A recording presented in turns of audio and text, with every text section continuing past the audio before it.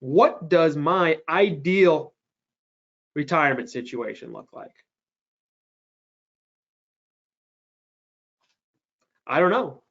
That's different for every single one of you on this call, what that ideal situation looks like.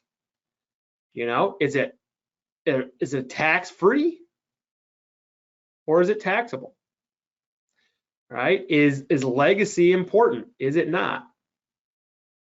Is it important to make sure that long-term care doesn't wipe it out? Is it important to have guaranteed income every year the rest of your life?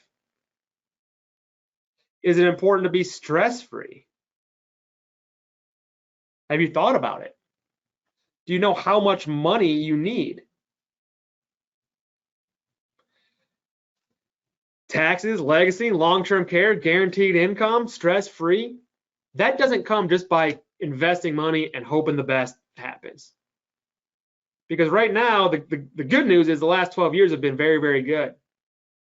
But what happened to the folks that took that approach 20 years ago? This was the stock market 20 years ago. These numbers that we see right here. Let's say I retired in 1999 with $500,000. 5 years later, I burned through $150,000. 10 years later, I'm no better off.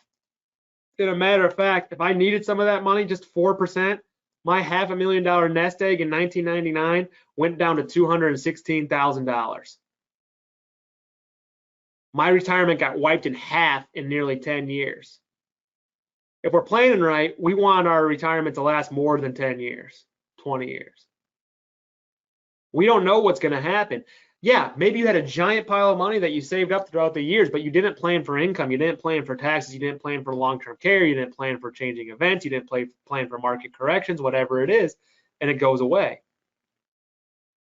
We need a plan for those things. So you all on this call right now, if you get nothing else out of this, you need to understand what your ideal situation is, because the truth of the matter is you got to get there as soon as possible, and you got to get on what I call the green line,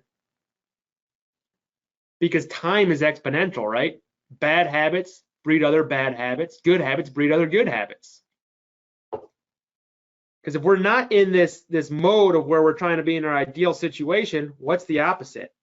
Bad habits breed bad habits, right? We end up being in this crisis mode. And this just not only applies to your finances, it can apply to your health, it can apply to your business, it can apply to your family life. We call this, well, I meant to say drift. So we drift, right? Not crisis, but we tend to drift from that green line from time to time.